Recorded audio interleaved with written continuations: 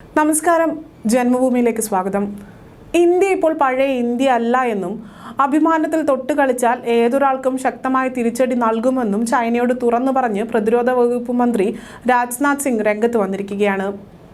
India ഒന്നും ചെയ്യുന്നില്ലെന്ന ഒരു തെറ്റിദ്ധാരണയും നമ്മുടെ അയൽ രാജ്യങ്ങൾക്ക് വേണ്ട. ഇന്ത്യ സൗഹൃദമാണ് ആഗ്രഹിക്കുന്നത്. പക്ഷേ ഭാരതത്തിന്റെ അഭിമാനത്തിൽ ആരെങ്കിലും തൊട്ടുകളിച്ചാൽ വെറുതെ ഇരിക്കാൻ ഇന്ത്യ ആഗ്രഹിക്കുന്നില്ല എന്നും അദ്ദേഹം പറഞ്ഞു. ഇന്ത്യയുടെ അവിഭാജ്യ ഘടകമായ അരുണാചൽ പ്രദേശിലെ ചില ഭാഗങ്ങൾ ഒരു ചൈനീസ് വെബ്സൈറ്റിൽ മാറ്റത്തോടെ പ്രസിദ്ധീകരിച്ചതിന്റെ പശ്ചാത്തലത്തിൽ സംസാരിക്കുകയായിരുന്നു അദ്ദേഹം. ഇന്ത്യയെ സംബന്ധിച്ച് ചൈനയ്ക്ക് എന്തെങ്കിലും തെറ്റിദ്ധാരണയുണ്ടെങ്കിൽ അത് മാറ്റിവെക്കാൻ പറഞ്ഞ രാജ്നാഥ് സിംഗ് ഇന്ത്യയുടെ അഭിമാനത്തിന് ക്ഷതം വരുത്തുന്ന പ്രവൃത്തി ആര് ചെയ്താലും അതിന് തക്കതായ മറുപടി പറയാനുള്ള ശേഷി ഇന്ന് രാജ്യത്തിനുണ്ടെന്നും തുറന്നടിച്ചു. അതേസമയം പ്രധാനമന്ത്രി നരേന്ദ്രമോദിയുടെ കീഴിലുള്ള സർക്കാർ കോൺഗ്രസിന്റെ തെറ്റുകൾ തിരുത്തിയെന്നും അരുണാചൽ പ്രദേശിൽ ചൈനയുമായി അതിർത്തി പങ്കിടുന്ന പ്രദേശങ്ങളിലെ അടിസ്ഥാന സൗകര്യങ്ങൾ മെച്ചപ്പെടുത്തിയെന്നും തന്ത്രപരമായ പ്രാധാന്യം കണക്കിലെടുത്ത് ആ പ്രദേശങ്ങളിലെ ഗ്രാമങ്ങളുടെ വികസനം ഉൾപ്പെടെയുള്ളവ മെച്ചപ്പെടുത്തിയെന്നും സിംഗ് കൂട്ടിച്ചേർത്തു.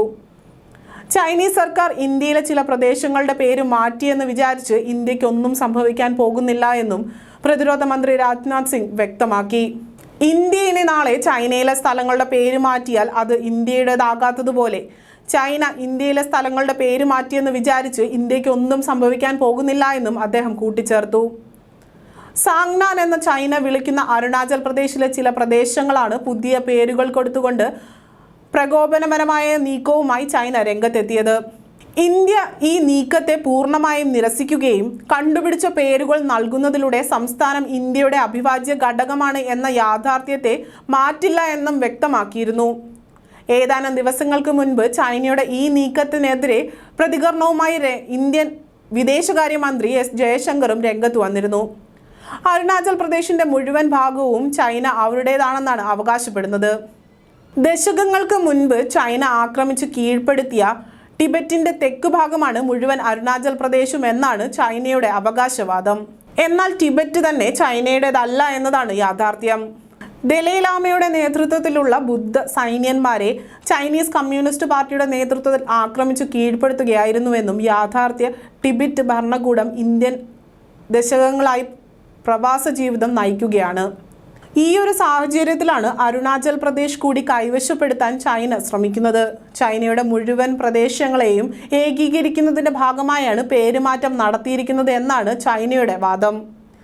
ഇന്ത്യ ചൈന അതിർത്തി തർക്കം അടുത്ത കാലത്തൊന്നും തീരില്ല എന്നതാണ് ഇതിലൂടെ ചൈന വ്യക്തമാക്കുന്നത്. താങ്കൾ ഉദ്ദേശിക്കുന്ന രീതിയിലല്ലാതെ അതിർത്തി തർക്കം പരിഹരിക്കാൻ ആഗ്രഹിക്കുന്നില്ല എന്ന കൃത്യമായ സന്ദേശം തന്നെയാണ് ചൈന ഇതിലൂടെ ഇന്ത്യക്ക് നൽകാൻ ആഗ്രഹിച്ചത്. അതിനാൽ തന്നെയാണ് പ്രധാനമന്ത്രി നരേന്ദ്രമോദി അരുണാചൽ പ്രദേശ് സന്ദർശിച്ച ഉടൻ തന്നെ പേര് മാറ്റത്തിന് അവർ തയ്യാറായത്.